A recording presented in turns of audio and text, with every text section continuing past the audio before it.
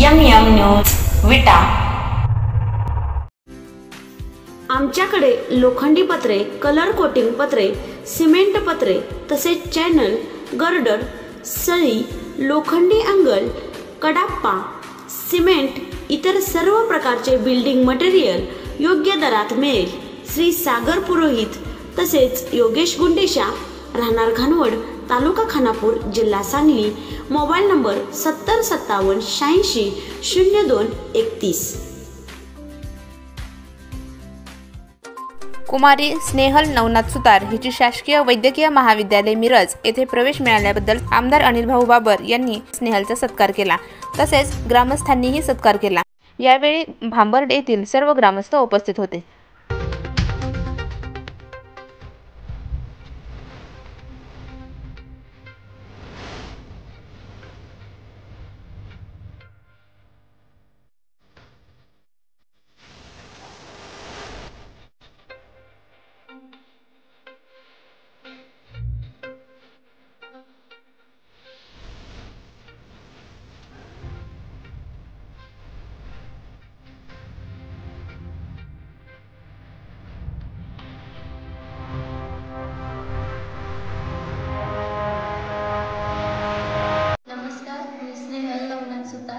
मी भांबर्डे गावचे रहिवासी आहे आणि मी जिल्हा परिषद शाळा भांबर्डे येथे शिकलेले आहे प्राथमिक शिक्षण माझं।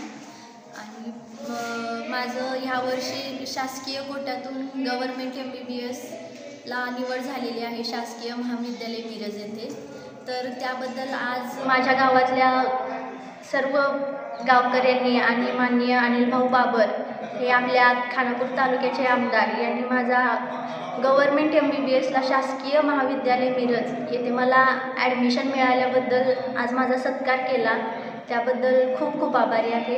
आपले माननीय आमदार अनिल भाऊ बाबर यांनी माझा सत्कार केला आणि सर्व गावकऱ्यांनी माझा हा सत्कार घडवून आणला, त्याबद्दल सर्वांचे खूप खूप आभारी आहे। धन्यवाद। आणि टँकरची फार गरज होती। आपली तुम्ही तहसीलदार ऑफिसमध्ये होता आणि आम्ही पण तिथं आलो आणि आम्ही तुम्हाला सांगितलं की गावात भाऊ प्यायचे पाण्याची भरपूर अडचण आहे, आम्हाला टँकर पाहिजे। तुम्ही भाऊ लगेच तहसीलदार मॅडमला ऑर्डर दिल्या आणि सांगितलं की काही कागदपत्र नसलं तरी चालेल, मी त्याला जिम्मेदार आहे। गावात लगेच टँकर चालू झाला पाहिजे आणि दुसऱ्या दिवशी असं जर मागल्या 2-3 महिन्याच्या पाठीमागे गावात कोरोनाचा भयंकर पेशंट सापडत होते, त्यावेळेला पण भाऊ आम्ही तुमच्याकडे आलो होतो। त्यावेळेला पण तुम्हाला सांगितलं भाऊ गावात आपल्याला लसीकरण घेतलं पाहिजे, तर त्यावेळेला पण तुम्ही लोखंडे डॉक्टरना लगेच फोन लावला आणि तालुक्यात मला माझ्या माहितीसाठी सांगतो की वेलीगावात लेकरं सोडलं तर कुठंच लसीकरण ग्रामीण भागात झालं नव्हतं। भाऊ 4 दिवसांनी लगेच इथं लसीकरण चालू झालं आणि त्याच्यानंतर जवळजवळ 20 ते 25 वेळा लसीकरण झालेलं आहे। आज सुद्धा चालू आहे। असेच आम्हाला एक भाऊ सांगायचे, आपली ग्रामपंचायतीची इमारत जरा जुनी आहे, त्याला जरा तुम्ही लक्ष देऊन आम्हाला ती नवीन एखादी ग्रामपंचायत इमारत द्यावी आणि इतर 1-2 रस्त्याची कामं आपली राहिलेली आहे गावात, ती तेवढी तुमच्या हस्ते मिळावी ही अपेक्षा करतो।